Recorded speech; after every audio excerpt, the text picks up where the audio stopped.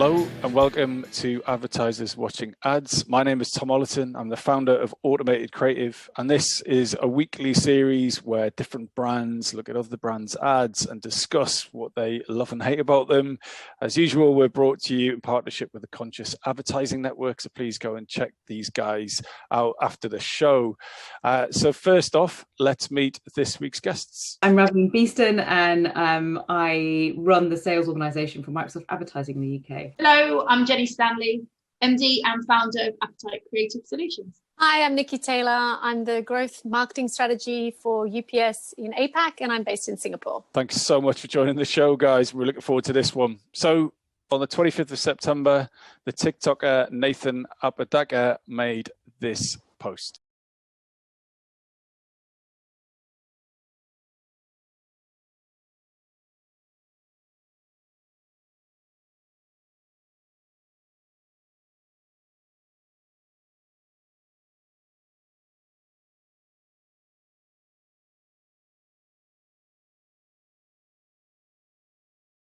So the reason for posting this video was that the guy's car had broken down and he had to get work, so he decided to longboard into work. Since its publication, it's racked up getting on to 30 million views and has driven TikTok and Twitter absolutely wild and produced a vast range of responses.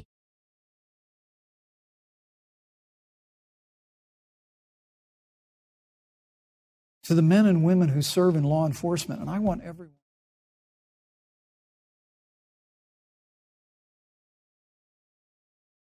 The quotes say things like, "This is what I aspire to be in life. He single-handed saved us from 2020. And 4 days ago, he's actually launched his own merchandise store. A day after that, Mick Fleetwood from Fleetwood Mac made a remake of his original video. And then finally, Ocean Spray responded by giving him a brand new truck to drive to work in, but obviously filled with lots of Ocean Spray in the cranberry purpley red.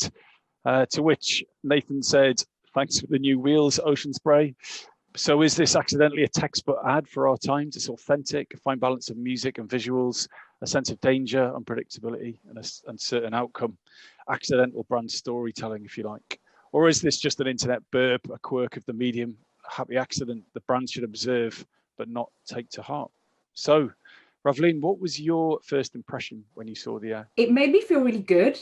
I can see, everyone's going on about this vibe, and there is something about the way that the whole thing comes together that just leaves you kind of feeling warm and fuzzy, which is nice for the brand. As somebody who works in the advertising medium, my initial reaction was this staged? Like, is it just being made to look like it's just come out of nowhere? And so I read a lot about it and saw where it come from and read about his family and his situation. And it feels as if it authentically is something that just happened and not something that had been staged or orchestrated.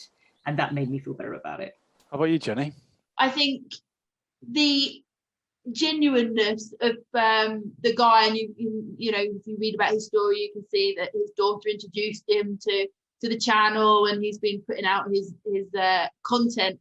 That I think that just makes it a feel-good piece. And so actually, there's a lot of positivity that I have when I see the ad, if it is one. How about you, Nikki? What was your initial reaction to when you saw it for the first time? So my initial reaction, I wasn't impressed, to be honest. I quite liked the music. I thought, oh, that's quite nice. A guy dressed like that, definitely American, going down a big highway, drinking some juice.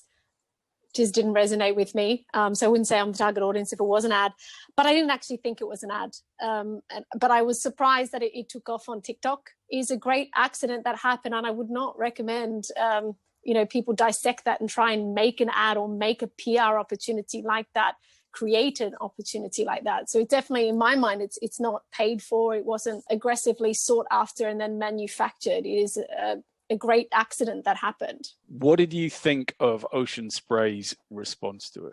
Did they play it right? Did they do it quick enough? Was it creative enough? And do you think they got the right result from what they did? There's this kind of double-edged sword of you're damned if you do and you're damned if you don't. So you've got to take a stance and go, am I going to respond to this as a brand or am I not? And they made the choice to respond. So that's one thing. And if I was in their position, I would have erred on the side of doing something, responding in some way. And, you know, they did this kind gesture of sending the guy the truck, which then again for me was like, oh, this is just some PR person, digital intern sitting in the back office that's come up with this and has sent it out.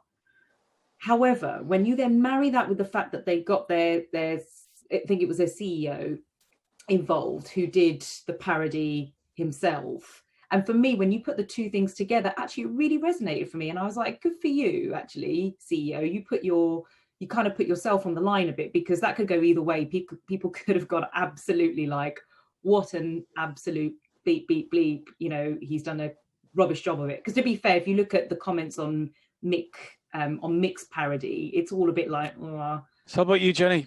You run a creative business. Was the creative response strong enough? Do you think there was a better response? I think that they responded quite quickly. If you think about having to get sign off for something that no one had really thought of and actually have a response. So I actually think they responded quite quickly. For me, I think it was quite a creative response. You wouldn't expect necessarily a CEO to get involved and to do such a thing. And then it kind of helped add to the buzz around it. So for me, it's quite a lot of positivity. If they'd done too much more, it might have turned something into something which would be much more a cheesy ad and kind of kill it. And then the ability to harness the potential of the platform, which is user-generated content, allowed them to help boost it from a creative standpoint. And Nikki, you said initially you didn't like it. When you saw the response from the brands, did you feel better towards it? I think, you know, adding on to what Jenny said with timing, I think that they did as quickly as they could. It's not easy to get sign off, and a week is pretty fast. But also, I think if they had reacted any earlier, I would have been more suspecting it was staged and that it was more planned. A little bit cringing on the red cherry truck, they said, with all the juice in the back. But to be fair, number one, you've got to get your brand out there somewhere if you're going to do it. And number two, they balanced it out with the CEO, you know, having a little bit of fun of also doing it on the TikTok. So I think for that, it balanced it out for me of being a little bit cringy on the red cherry pickup truck with the juice. But no, I think after seeing how they responded, it made it more authentic and more genuine, and it created that PR story. It really created, for me, then it was like, okay, I get this now, and I can see it's got legs. So we're getting towards the end of the show now. So could you all just give a final thought on what brands should be learning from how Ocean Spray responded to the original TikTok? I think they can really leverage how to seize the opportunity of KOLs that are out there, right? Obviously, they weren't asking for this. It came. They were timely in monitoring social media, and they saw the opportunity, but they did it in a genuine, authentic way. And, you know, I think that's key. You can't just jump on the bandwagon of something and be plastic about it. And I think Ocean Spray did a good job in this situation. You need to be aware of what's going on as a brand on social media. That's really important. Be creative in the way you respond. And also don't try to manufacture these types of things, because obviously audience can see through that immediately. And I think genuine authenticity, all of those types of things are part of what makes this great. I think for me, look, the real winner here is TikTok. And that's something for brands to really think about, which is, what are the platforms that your audiences are on, and are you on them? I think for me, the other big thing is how Ocean Spray have used this as an opportunity to give their brand a personality.